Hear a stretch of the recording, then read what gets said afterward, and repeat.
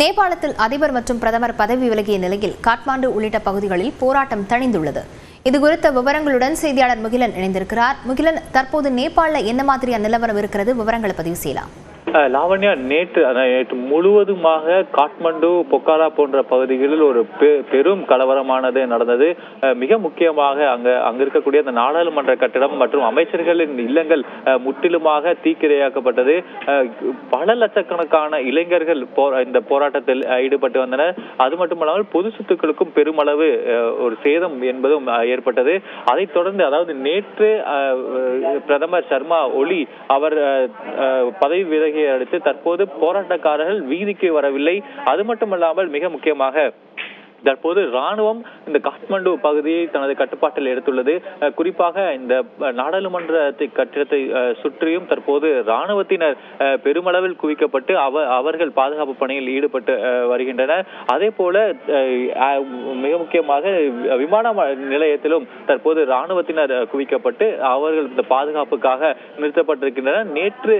நேற்று முழுவதுமாகவே அந்த திரிபுவன் விமான நிலையத்தில் சேவைகளானது நிறுத்தப்பட்டது. இன்று மாலை 6 மணி வரை எந்த சேவையும் இருக்காது என்று தெரிவிக்கப்பட்டது.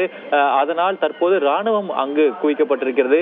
ஏனென்றால் நேபாளத்தில் சிக்கி இருக்கக்கூடிய மற்ற நாட்டை சேர்ந்தவர்கள், அது மட்டுமல்லாது அங்கு இருக்கக்கூடிய அந்த வெளியேற நினைக்கக்கூடிய அந்த அமைச்சர்கள் போன்றவர்கள் விமானத்தின் மூலமாகவே மற்ற நாடுகளுக்கும் சொந்த ஊர்களுக்கும் செல்ல முடியும். அதனால் தற்போது விமான நிலையத்தை ராணுவம் தனது கட்டுப்பாட்டில் எடுத்திருக்கிறது. அதே போல இந்த நேபாள் பகுதிக்குள் உத்தரப்பிரதேசத்தை சேர்ந்தவர்கள் ஏராளமானவர்கள் இருக்கின்றனர். தற்போது அந்த உத்தரப்பிரதேச மற்றும் இந்தியா நேபாள் எல்லையில் ராணுவத்தினர் இந்தியாவுக்குள் நுழையக்கூடிய இந்த இந்தியர்களின் ஆதாரங்களை முழுமையாக அவர்கள் பரிசோதித்த பின்பு அவர்கள் இந்தியா எல்லைக்குள் அனுப்பக்கூடிய அந்த காட்சிகளையும் நாம் பார்த்து வருகிறோம். நேற்று இருந்த ஒரு பதட்டமான சூழ்நிலை இருந்தாலும் தற்போது ஒரு அசாத்தியமான ஒரு அமைதி நேபாளத்தில் நிலவுவதை நம்மால் பார்க்க முடிகிறது.